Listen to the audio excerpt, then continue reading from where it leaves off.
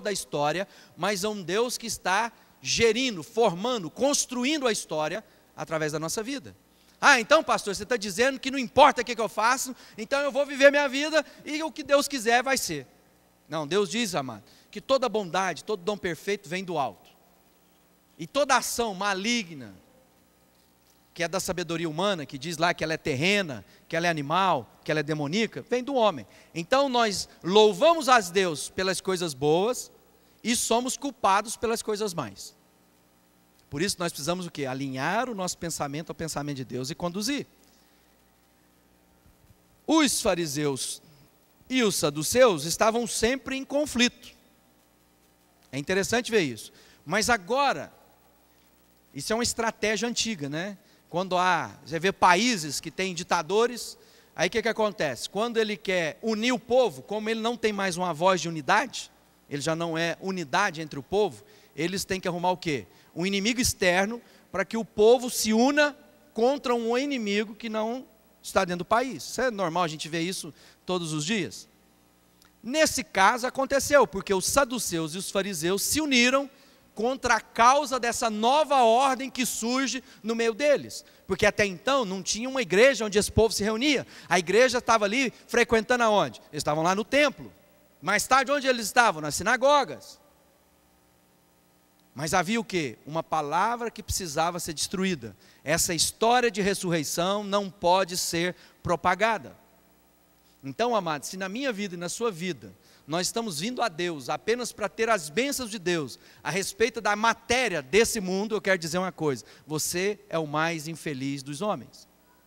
Mas se a sua expectativa está naquilo que é eterno, então agora nós podemos viver todas as coisas, sejam elas boas ou ruins aos nossos próprios olhos, porque nós entendemos que nesse mundo para nós é passageiro, e que as coisas que se vê vão passar, mas as coisas que não se vê são eternas e vão permanecer. O que acontece quando eu tenho um pensamento que transcende as angústias e os temores e os medos dos nossos dias? A paz do meu coração. Porque eu sei que por mais que eu possa passar dias ruins, a eternidade que me aguarda, é de eterna alegria, de presença, de júbilo, de gozo, de refrigério, na presença do Criador. Você crê que você vai ressurgir em Cristo? Você crê que você vai um dia ressuscitar? Que um dia você vai viver com os pais? Esses dias nós estava dando aula na escola de plantadores de igreja aqui para os jovens, e tem um deles lá que é muito motivado pelas causas ambientais. E às vezes os outros estavam fazendo meio piada com eles, porque ele era assim, meio verde, né? Então eu quero dizer uma coisa. Tem 2 pontos. Primeiro, o primeiro trabalho que Deus deu para o homem é de ambientalista. Porque Deus colocou o homem no jardim para cuidar do jardim. Então nós temos que cuidar do nosso planeta. Nós agora chegamos a 7 bilhões de habitantes sobre o planeta Terra. Boa parte deles ainda estão vivendo abaixo da linha de pobreza. Se o planeta Terra quisesse proporcionar a todos os habitantes o mesmo padrão de vida que nós temos no Brasil, nós precisaríamos mais de 3 planetas como o nosso para manter esse padrão. Então, se você está achando que seu padrão é ruim, não tem jeito de todo mundo ter o padrão de vida que você tem no mundo. Então nós vivemos um conflito, porque a ordem que Deus deu ao homem foi: desenvolva a civilização. Quando ele diz para Adão lá, encha, promove, cresça, ele está dizendo, construa civilização. Ande nos moldes do alto, né? Mas como a gente ainda não aprendeu a fazer isso, a Bíblia diz que as coisas criadas estão ansiosas, desejosas, anseiam ardentemente a revelação dos filhos do homem. Mas ao mesmo tempo a Bíblia diz que essa terra que a gente vê vai acabar. Que vai ver um quê? Um novo céu, uma nova terra. Então ao mesmo tempo que a gente tem que cuidar dessas coisas, nós temos que ter a percepção de que essa não é a nossa habitação para sempre. Então está vendo como é? A ressurreição nos ensina a respeito de muitas coisas. Ou seja, eu vivo de maneira idônea sobre esse planeta, mas o meu coração não está preso a tudo isso. Na nossa vida cristã, na nossa jornada com Jesus, é esse o balanço entre bondade do dia de hoje e a expectativa de futuro melhor.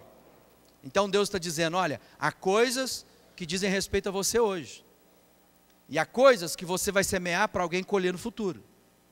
Ressurreição tem a ver com eu viver a minha vida de forma digna aqui, mas também não ficar tão deslumbrado.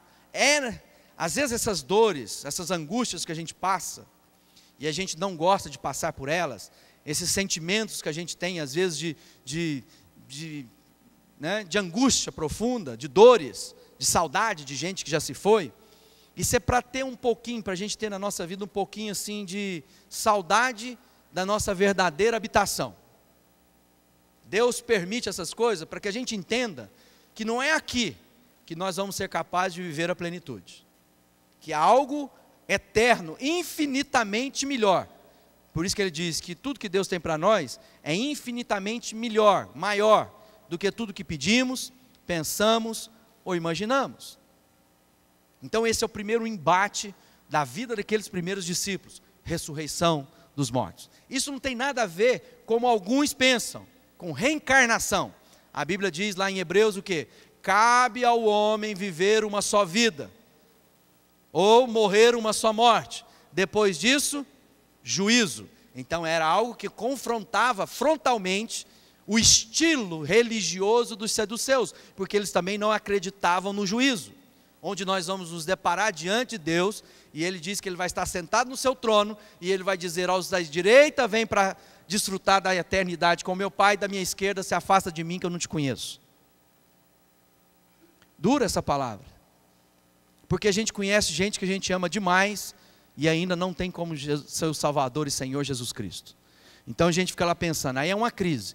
Não, mas Deus é bom, Deus vai dar um jeito no final. Deus está estendendo os nossos dias, para às vezes dar jeito em pessoas que estão próximas de nós.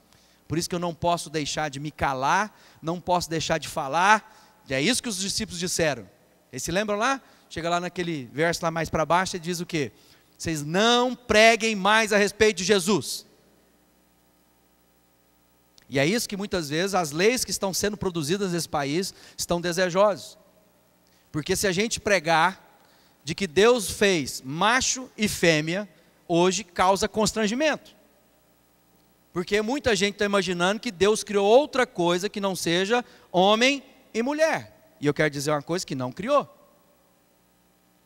Então muita gente está pensando que nós vamos ter que deixar de falar aquilo que a Bíblia ensina, porque as autoridades estão mandando. Então nós vamos ter que multiplicar a penitenciária nesse país, porque nós não vamos parar de pregar daquilo que vimos e ouvimos da parte de Deus. Amém, irmão? Porque Deus não há confusão. Nenhuma relação de esterilidade pode ser o projeto de Deus para a vida da humanidade. Então Deus quer fazer uma obra na minha vida, na sua vida, para que a gente entenda eternidade, juízo final, prestação de contas diante do Pai, que é aquilo que estava acontecendo naquele instante. Quando a gente olha lá, continua no versículo 5, no dia seguinte reuniram-se em Jerusalém as autoridades dos judeus, líderes do povo e mestres da lei.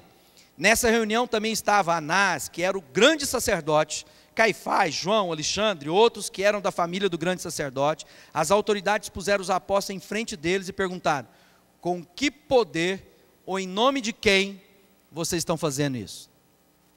E aqui agora há uma armadilha, porque o povo judeu sabia que estava descrito lá em Deuteronômio, um livro de Moisés, lá no capítulo 13, se você for lá ler, anota aí para você ler, lá diz qual era o procedimento contra aqueles que anunciassem outro Deus que não fosse o único Deus genuíno e verdadeiro, ou seja, o Criador dos céus e da terra. Aquelas pessoas deveriam ser mortas. Então ele diz lá, se alguém entrar no meio de vocês, começar a falar sobre outros deuses, começar a falar sobre poste de ídolos, de idolatria, de se curvar diante de ídolos de poste, essa pessoa precisa ser lançada fora do arraial. Era o que Deus dizia na didática de Deus, ensinar a respeito da gravidade. Por que Deus estava fazendo aquilo naquele determinado momento? Porque vivíamos em dias, naquela época, em que haviam muitos deuses, parecido com os dias que nós estamos vivendo hoje. E Deus estava tirando no meio de um povo politeísta, ou seja, um povo que adorava muitos deuses. Já viu essa história? Tem um santo para cada dia. Onde na Índia hoje tem mais de 200 milhões de deuses. Deus estava tirando daquela bagunça e falou assim: eu vou ensinar vocês a caminhar a orientação de um único Deus, Criador dos céus e da terra. Então havia ali uma palavra de morte para aqueles que contrariassem tal caminhada. Então quando os sacerdotes, os doutores da lei, foram confrontar os discípulos de Jesus, o que eles queriam? Que eles caíssem numa das questões da lei e, portanto, assim eles poderiam eliminar aquele novo grupo que estava surgindo no meio deles. De uma forma, você pode dizer, então eles eram zelosos quanto à lei, porque isso era uma orientação de Deus, de fato, mas a motivação deles era outra.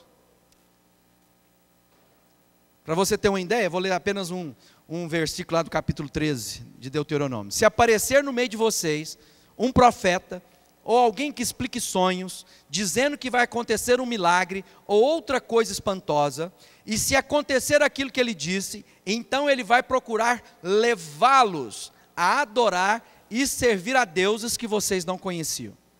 Mas não deem atenção a esse profeta ou essa pessoa que explica sonhos, pois é assim que o Senhor nosso Deus vai pôr vocês à prova, para ver se de fato o amam com todo o coração e com toda a sua alma. Isso aqui se encaixa a dias como os nossos, não é verdade? Muitas vezes eu não quero conhecer o que Deus explica na sua palavra, e eu estou em busca de homens e mulheres que possam dizer a mim o que eu preciso fazer.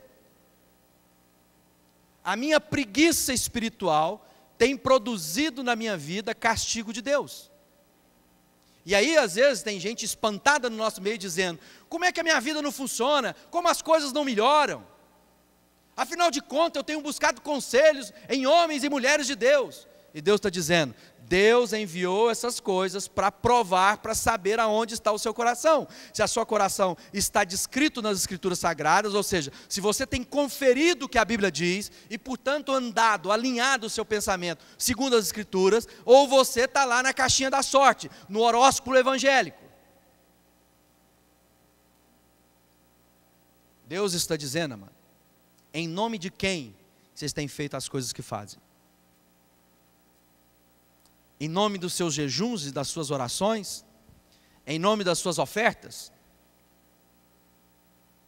Em nome da sua prática religiosa? O nome da igreja? Ou você de fato tem caminhado à luz daquilo